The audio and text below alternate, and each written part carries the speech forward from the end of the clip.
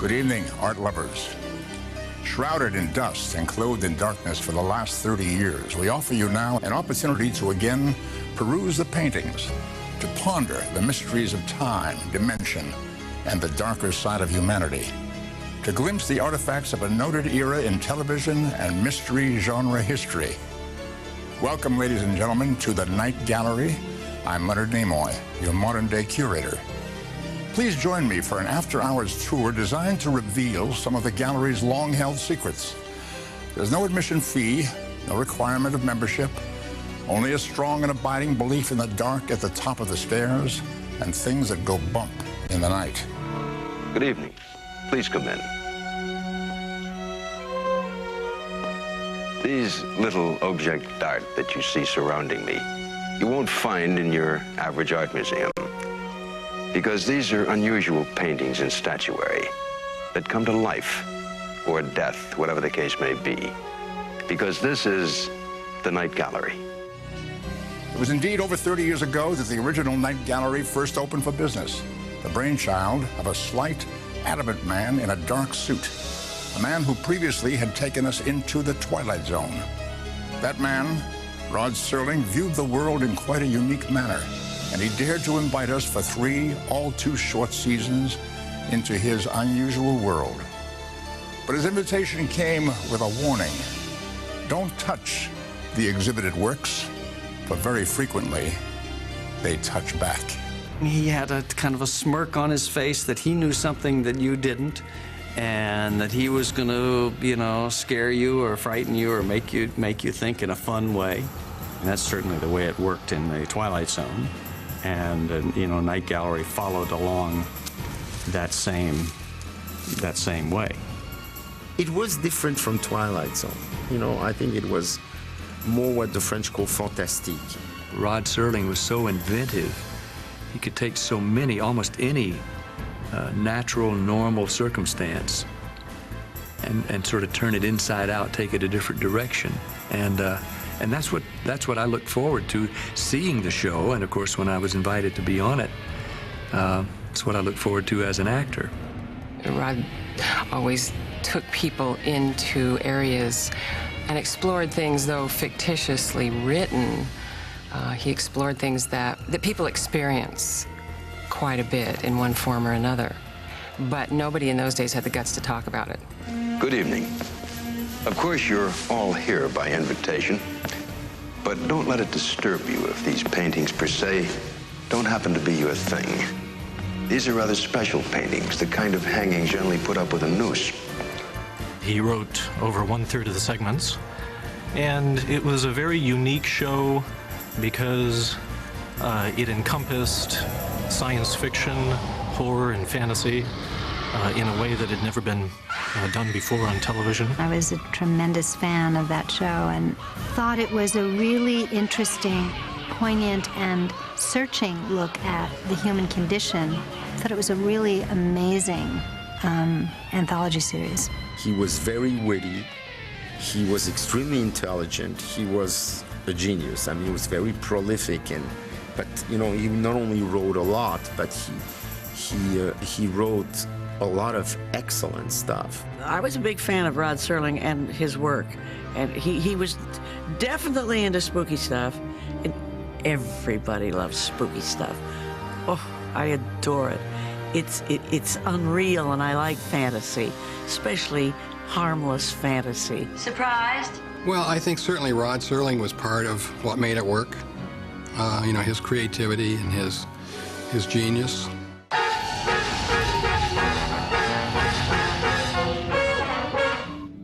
Inspired by chilling pictures, the gallery was a potent mix of horror, science fiction, and fantasy. A maniacal anthology of Serling's original dramas and adapted stories from the masters of the macabre, including H.P. Lovecraft, Fritz Leiber, and Conrad Aiken. While Mr. Serling's name was indeed part of the show title, he was not the only creative influence behind the workings of the gallery. Veteran producer Jack Laird was the technical mastermind presiding over every intricate component of the show. Eccentric, at times reclusive, Jack Laird spent countless hours at the studio, drafting and redrafting scripts for the oftentimes bizarre and outrageous series. He poured his heart and soul into every aspect of Night Gallery. Jack was a very strange, talented man. You know, Jack was the guy the studio always called Friday night when they had a sort of a real emergency. They'd give him a pilot or a script on Friday night, and he'd come up with a very good rewrite on Monday morning. But he always was locked in his office. He hated confrontations. He didn't like to go on the set. He didn't like to talk to actors. He lived at the studio. He was very well known around the studio as a fixer. That is, someone who would take a script that was lacking in some area, they'd put it under Jack's nose, he'd come back in 2 days, and it was pristine. One day I was shooting another show that had been on the back lot all night at Universal, and I'm driving home at 6 in the morning, and I'm going near Jack's building, and I see this strange creature in the bushes leaping around, and I realized to my horror, it's Jack Laird out there with a hose taking a shower at 6 in the morning, and, you know, Starkers, which was not the most fun sight in the world. So that was Jack. He probably just cleaned up, dried off, went back to his typewriter. Jack was one of the strangest people I've ever met.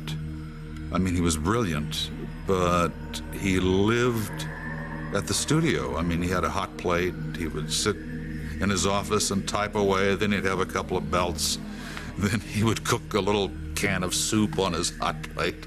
He was a little bit cantankerous, and he was always like, "Oh God, what's the matter? What do you think? I mean, what's wrong? Oh, John, what's kind of thing." But he was a serious writer, and a talented one. He was an actor on the show. He starred in several of the vignettes. Master, what do you think, Master? If I told you once, I've told you 100 times. Go easy on the vermouth! He made his directorial debut on the show. He directed 2 of the better episodes on the show, Pickman's Model and A Question of Fear. Good night, all. Wake me when it's over. Jack was the kind of crazy producer that you would want for a show like this. I mean, there was nothing ordinary about Jack. Jack Laird sometimes clashed with Rod Serling's personality and his view of the show. I knew that the relationship between Jack and Rod was strained. By the middle of the second season, Jack was not even returning Rod's phone calls any longer, because all they would do was fight about the nature of the show. Rod wanted it to be less, as he termed it, inconsistent, whereas Jack was far more interested in being experimental, in being revolutionary, in allowing the directors full reign on style and, bring wild ideas to the table. And I'm sure Rod felt that was the wrong way to go. But, Jack was the producer, and I think the results speak for themselves. Jack Laird was known for many things, but most importantly, he was notorious for generating opportunities. Whether it was an aspiring director or a young actor looking to get their first shot on screen, Jack welcomed newcomers with open arms. In fact, Jack Laird gave me my first directing job, a 3rd season Night Gallery episode entitled Death on a Barge. I don't know why, really. I just hid over there, looking at you. And another noted director's first job behind the lens would become the pilot of Night Gallery. Just 22 years old at that time, and directing the inimitable Joan Crawford was Steven Spielberg. Everybody was very excited. They wanted to see, what was he going to do? And Joan Crawford, who was the star of that episode, could not have been nicer. Spielberg was terrified to meet her because he had heard all these stories about what a monster she was, which are totally untrue. I mean, if maybe way deep in her past, but, when we met her, she was a lovely, sweet woman. I want to see something. Trees, concrete, buildings, grass, airplanes, color! The idle rich.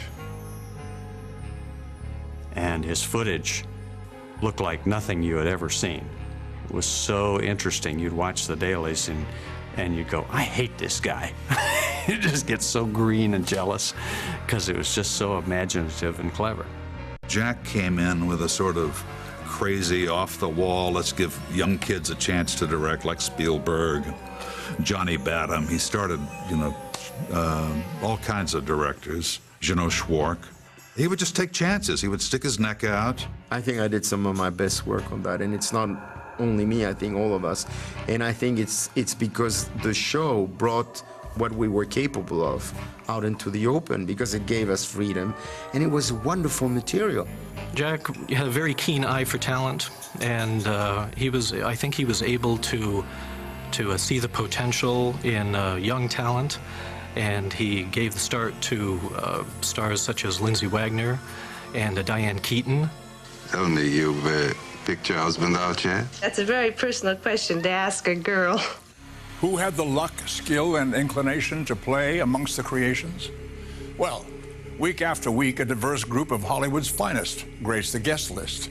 Sally Field and Vincent Price, Zsa Zsa Gabor and Randy Quaid, Joan Crawford and Ozzie and Harriet, and Night Gallery's personal favorite, John Astin, who was a rather frequent visitor to the gallery as both actor and director. I'm hip. Well, I'll be the judge of that. The show was a treasure chest for many of Hollywood's most notable actors, in part because of its notoriety and because of the large amount of attention the show was generating within the industry. There were over 190 different actors in 98 segments that comprised 43 episodes during the 3-year series run. You may recognize a certain particular life form. There isn't any young actor who doesn't do 3 or 4 lines that doesn't say, well, okay, somebody's going to spot me and now the next part will be bigger. That's always in the back of your mind when you're a kid actor. You can't help it.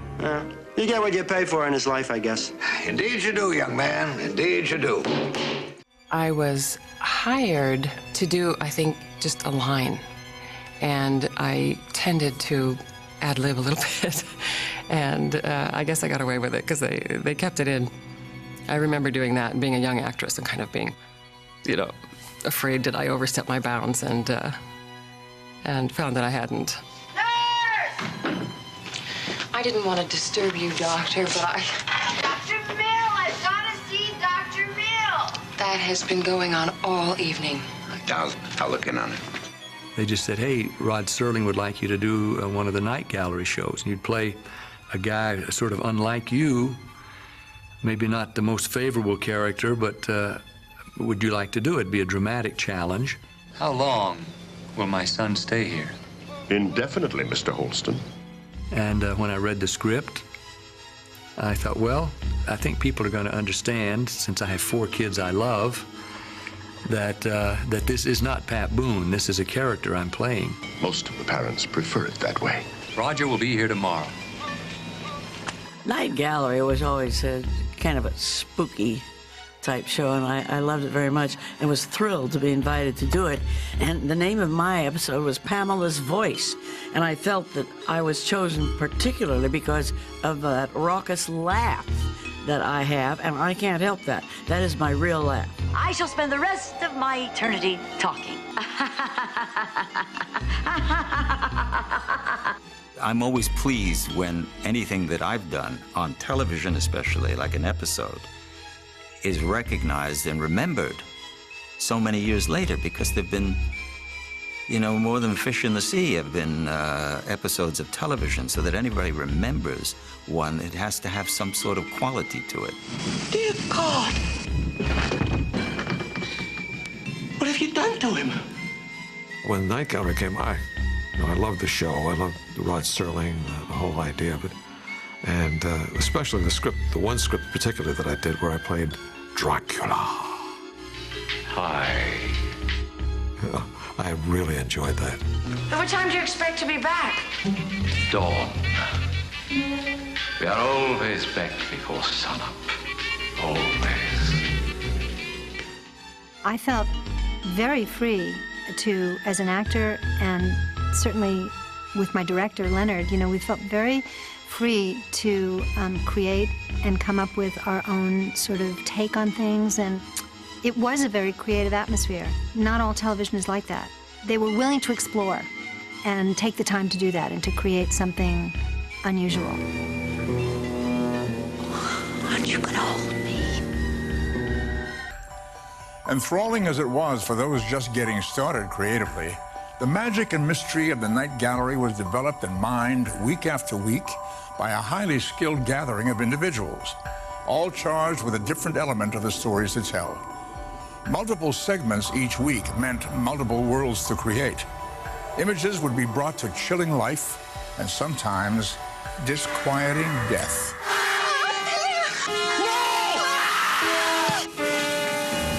Night Gallery was considered groundbreaking for offering a mixed bag of tricks within each and every show. Week after week, the show's directors worked around tight budgets and difficult deadlines to bring to life haunted cemeteries, ghost towns, even terror on the high seas. Torpedo! There's a torpedo dead ahead! I was self-taught as a director, so I had a lot of insecurities. You know, I never knew whether I was doing it the right way, between quotes, because I'd never gone to film school. And in a way, Night Gallery opened me up a lot, because suddenly I started really doing what I thought was right in terms of the visual language. Well, at the time, they had very little budget, and they had to create for like $1.50 a special effect or a photographic effect that would have cost literally thousands of dollars on a studio film. What they had to their benefit was a lot of the guys who worked in the background at Universal Studios had been around since James Whale was making films back in 1931, and they all knew the tricks. You're working so fast and so quickly, and you have to do shortcuts all the time. You don't have time to spend time with the actors, and you can barely get the shots done that you need to just to tell the story, but you have to find a way to do them interestingly, with interesting camera moves, interesting, character concepts, so that the actors seem, unusual and not straightforward. And Night Gallery just would give you every opportunity to go as far as your imagination would allow you to go. It's heaven, except for the schedule and the budget and all that. It was just heaven. I mean, Jack left us alone. The material was very creative. And speaking of creativity, observe, if you will, the paintings around me. Some of the sole remaining originals from the show. A colorful combination of paint, pigments, light, and shadow. An integral ingredient to the stories of Night Gallery. In all, artist Tom Wright created over 100 works for the Night Gallery, and bringing these paintings to life was no easy task. Once I got the idea, I would start working on it right away. And it was basically, as soon as I could get a painting done, what I would do is I would, first of all, get the okay. Here's what we're gonna do. Then I would do the painting, and then I would send it down for Universal to frame. I also designed the frames. Calls would come in, letters would come in. People wanting paintings for their bars, for their dens, it was incredible, because the paintings became a major part of the show. Elaborate sets, art direction, makeup, special effects, and cinematography fused together to awaken the pixels within the portraits. And while the paintings intimated the visual stories, atmospherically distinct and unusual sounds and music led you down the path of the bizarre. Television's most gifted craftsmen would collaborate to blend imagery and sound. A truly unique arrangement of artistry and composition. The opposite of decomposition, if you will. I paid a lot of dues to come up with this new music. I mean, it may be commonplace today, but in 1969, nobody was playing synthesized electronic music, or certainly not electronic jazz and live performance of it. Today, if you heard the same cue, you'd say, oh, it's a nice piece of electronic music. But back in 1969, it was like, this guy's crazy, this stuff will never fly, this isn't music, It was pretty out there, and Jack, to his credit, backed me all the way, all the time. I think with Night Gallery, it made me realize that I had to create a challenge with everything that I did. Makeup, to me, is part of the storytelling. Night Gallery is a perfect example because of all the different looks and everything. Ponder, if you will, the familiar faces that adorned the hallowed walls of this nocturnal arcade. For inside every expression and every figure lies a tale waiting to be told, sometimes uncommon, and sometimes a few frescoes of the freakish. Within each and every episode, each and every vignette lives a story within a story. Sometimes a technical feat, sometimes an unusual occurrence, and sometimes things only the educated eye will catch. My directing episode, Death on a Barge, posed budgetary concerns. Shooting at night was a problem, so we used a technique called day for night. We spent an entire day chasing the sun to keep the actors in silhouette. Then, with the sun behind them, the film could be processed so that it appeared to have been shot at night. In my starring episode, She'll Be Company for You, I was directed by Jerry Finneman, who was the original cameraman on the Star Trek series. There's much to watch for below the surface of the obvious, inside the night gallery. One that was such fun, and it wasn't meant to be, was Leslie Nielsen when he played Phantom of the Opera. That is one of the funniest things you'll ever see in your life, because Leslie Nielsen is in the position of having to, as the Phantom of the Opera, wear this big mask and carry a fully grown woman down about 20 stone steps. Who are you? By the time Leslie gets to the bottom of the steps, he's totally exhausted. And as he's talking, the mask is going into his throat and then coming back out and into his throat and coming out. I am the Scourge of Paris. I am the Phantom of the Opera. People are saying, for God's sake, Leslie, can't you, not breathe? Oh, you carry this broad down the stairs. And, Leslie Nielsen, he'll take anything and run with it. I'm really proud of the Caterpillar. I think it was the first time Lawrence Harvey did television. They put it in my ear. Oh, my dear God, they put it in my ear! It was a fantastic script, but the challenge was in 3 days to create the atmosphere. Everybody remembers that show. I want to die. I shouldn't have had the nerve to come here alone, you know. They are really quite harmless when they're sleeping. It was an episode called Smile Please with Cesare Denova, who I play a little young British reporter. I'll be the first person in history to ever photograph a genuine vampire. I'm walking in all these British clothes, and they said, well, can you do an English accent? And I tried. It was terrible, but I did it anyway because it was campy. They said, that's fine, go ahead. But the coffin's empty. Tim Riley's bar distilled the essence of Rod Serling at that time. Our first offering this evening, faces. Paint, pigment, and desperation. The quiet desperation of men over 40 who keep hearing footsteps behind them and are torn between a fear and a compulsion to look over their shoulders. The painting is called They're Tearing Down Tim Riley's Bar. It's a story of regret, and it's a story of things not done in life and not being able to deal with the present and only being able to find happiness in the past. It may be that you decide to call downtown for the Psycho Squad, but something different has been happening to me. I keep getting beckoned to by ghosts. Tim Riley's Bar is definitely the one to watch. I'm your tour guide through this unusual salon of unusual statuary and paintings. These are the sort of things that may not please you, but very likely may chill you, because this is the Night Gallery.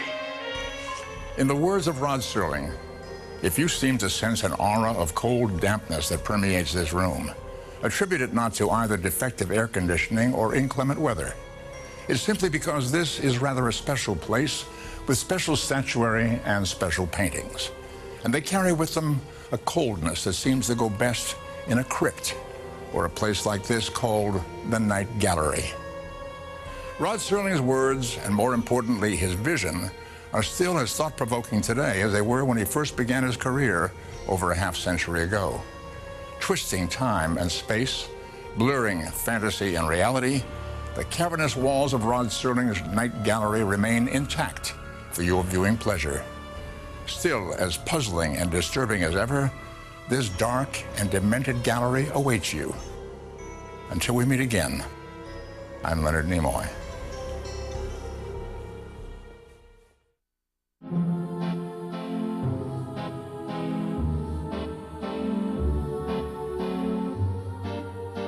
I never knew what I was going to run into when I would show up for work. But I never fantasized that 30 years later, I'd be talking about it.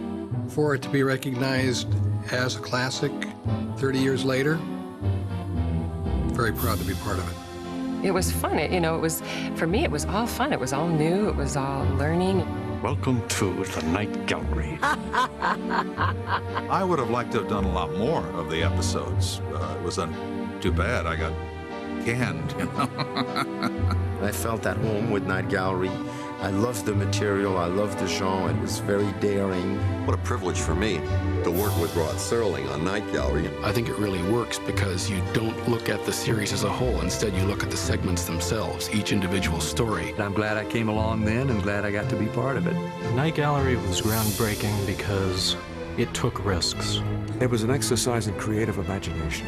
I mean, I don't know how else you can describe it. I'm very proud to have been a part of that anthology series. I'm just sorry that Rod Serling isn't alive to bask in the beauty of his work.